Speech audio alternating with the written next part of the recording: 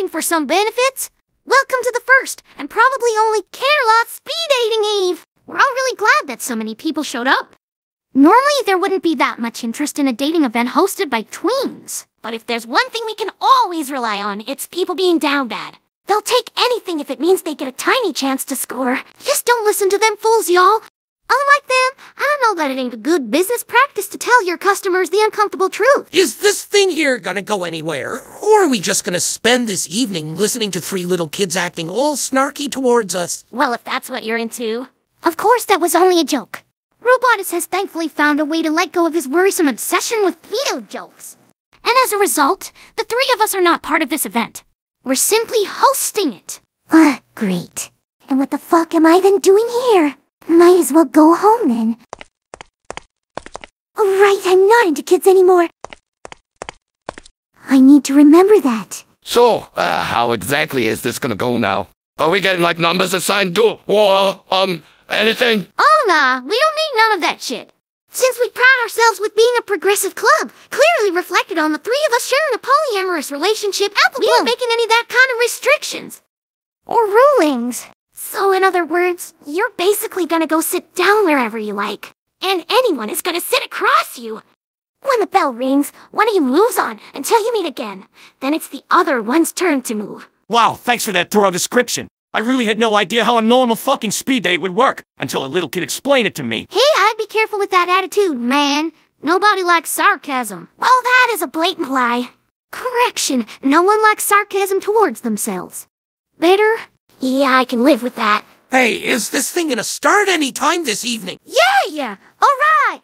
Gee, patience is also an important part of having a relationship. Though that might explain a couple things. Realistic commotion noises in the background. Because I can't be asked to make a sound effect myself. Alrighty, that's that. Now we just sit back and ring the bell once the time has passed. And by we, I of course mean just you, Scoots. How considerate. I know, right? Sometimes I even surprise myself. Wait, hold on. Why the hell is this talk between the CMC part of your flashback? Weren't you in the middle of meeting dates at that point? Because I was sitting near their table, that's why. I don't know. Sounds pretty sus if y'all know what I mean. You girls just have to learn to accept something at face value.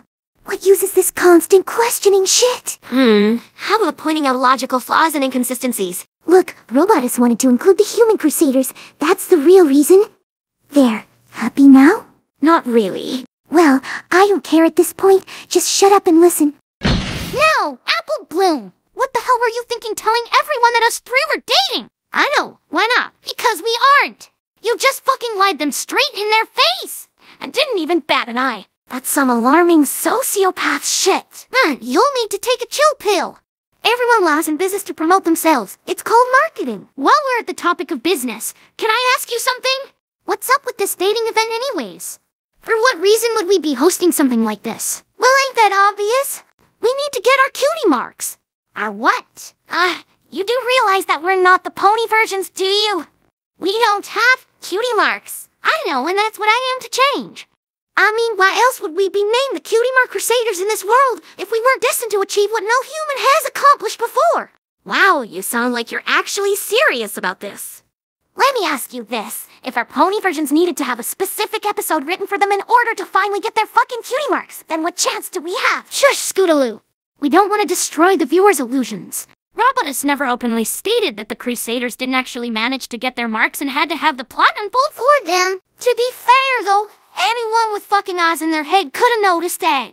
Our pony versions were always depicted as blank flanks in the sketches. Or, to put it less ableist, anyone without some kind of seeing impairment. Coming back to the cutie mark thing, how exactly did you imagine this would go? That we just attempt anything and hope that one of those things turns out to be the one that gives us cutie marks? If you put it that way, it sure does sound like a lame rendition of the exact same shit our counterparts have been doing for most of the TV series. By the way, don't us humans also have those symbols on our clothes? Symbols? The hell y'all talking about, Isabella? Well, at least some humans do. Like Twilight and the others. Each of them have a symbol on their skirts, and it resembles the cutie mark of their counterpart. So you're saying we need to find a way to make those marks appear on our clothes? Well, that's actually a lot better than having a picture of some object be eternally tattooed on your haunch. No, I'm saying that this cutie mark discussion is stupid for us to have because humans don't get magical cutie marks. Isn't this flashback actually about Fluttershy meeting human Dan? Why the hell are we still the main focus? Hey, don't just shout that out loud! We just serve as entertainment while in the background Fluttershy checks off all the uninteresting dudes she met. And when the hell is she through with that?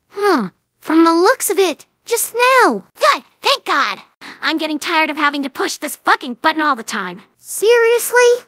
You ain't pressed it one single time again after the first one. At least there ain't been another ding this entire time. Don't think I didn't notice that. Just fuck off. Good cue. It's time we all fucked off.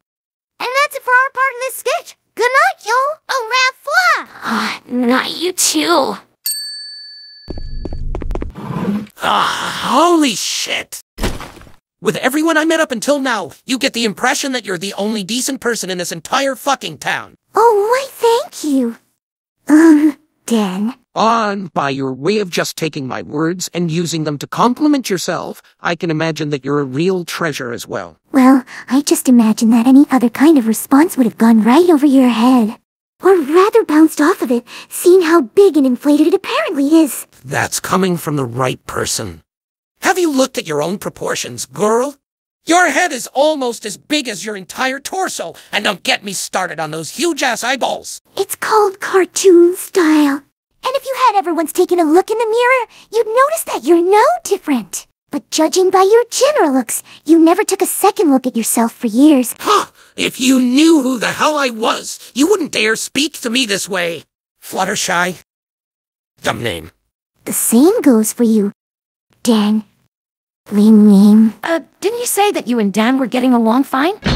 Up until now, you've done nothing but insult each other. That was just the magic of our chemistry. Initially, we both thought that we couldn't hate anything more at that moment than each other. But then something happened. Something that would change everything. Hold on a second. What? How about you just go fuck yourself? Fucking haters. What's your problem? Nothing. Just no-life losers thinking they can boost their status by attacking my videos. I'm a YouTuber, by the way. Programmer Skiller 2000. I was gonna make fun of that name, but what you said struck a nerve within me.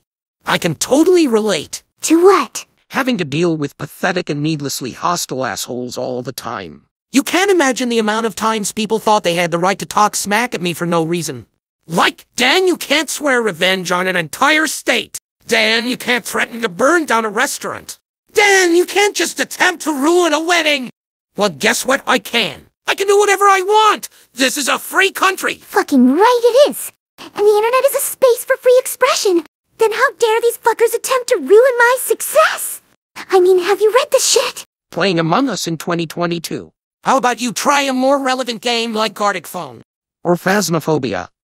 I see. They listed all the hype games that every YouTuber played when it was cool.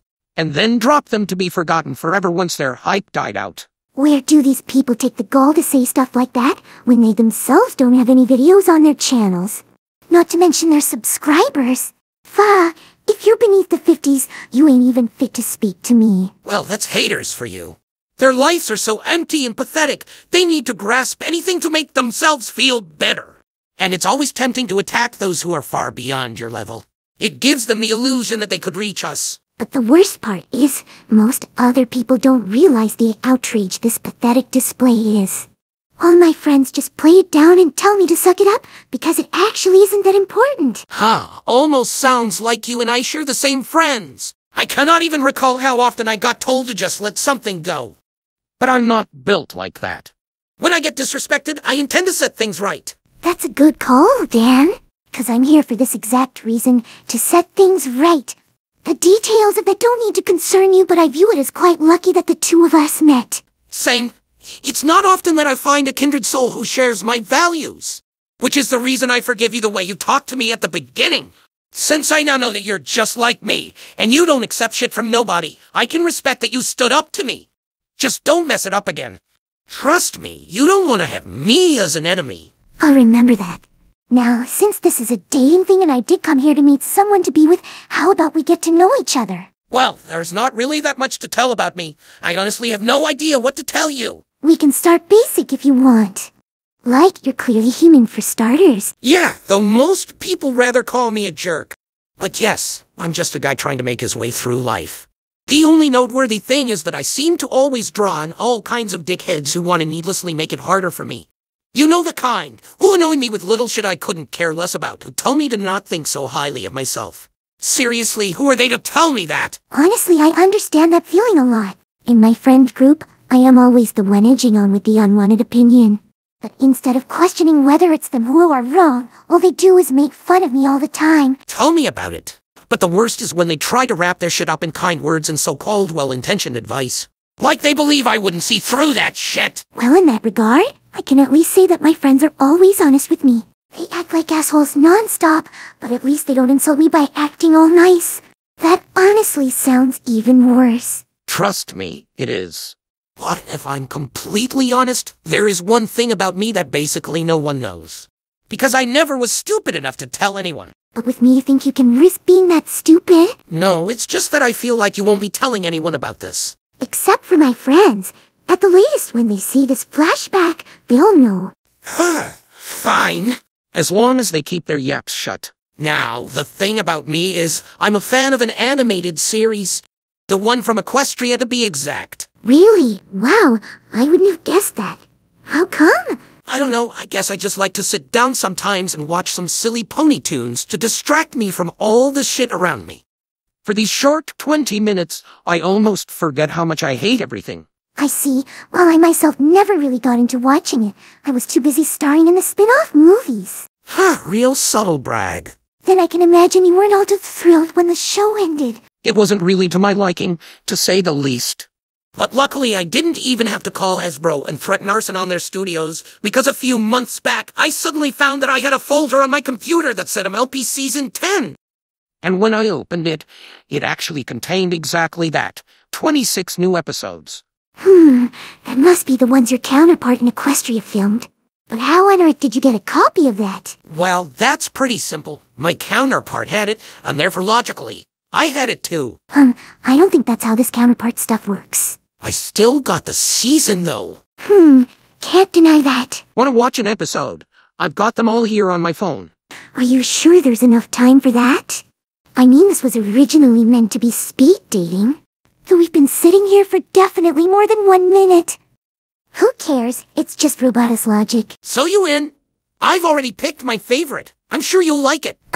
Well, I don't know how to say this politely, but, these are fan-made episodes by your counterpart, who then proceeded to become this edgy supervillain Ominous. Yeah, and?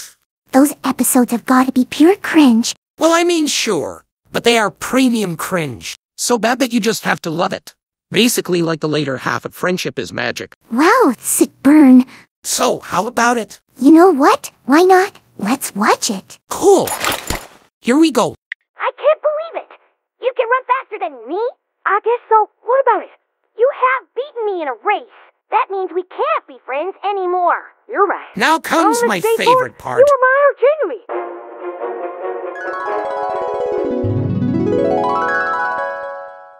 And then we proceeded to watch that entire episode. It was just like Dan said it would be. Premium cringe. I like that expression. And then you spent the rest of that event just watching Season 10. Basically, after that, the Cutie Mark Crusaders called the end of it. It's almost like that entire event was just the pretext for me meeting Dan. Well, all that matters in the end is that you found him. And you two are sympathetic with each other. Are you going to see him again? Definitely. We have another date coming next week in an internet cafe. Though that will probably be happening off-screen, just like everything else involving this relationship. What? Why? I thought this would be your new character arc. Simply because Robotus doesn't want to overuse Dan's voice. He wants to keep it a special thing since it's one of the best on 15's site. And having used him so much for Ominous, he wants to limit it in the future. Though it's still Robotus, so the chances of him just changing his mind on a whim with that are 50-50. Man, gotta say, I love having an author that's always so reliable with everything. Well, in a way, he is. You can always rely on his unreliability. And his fickleness.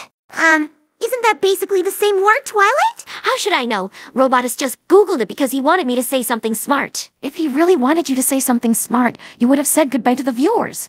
Because this sketch is over now. Is it? Then why doesn't it end? Oh, just the usual. Robotus once again can't find a point where he can end it in a natural way. Alright, in that case I'm gonna do it. Like my counterpart, I possess the same fourth wall powers, and therefore I command this episode end! Wow, it actually worked!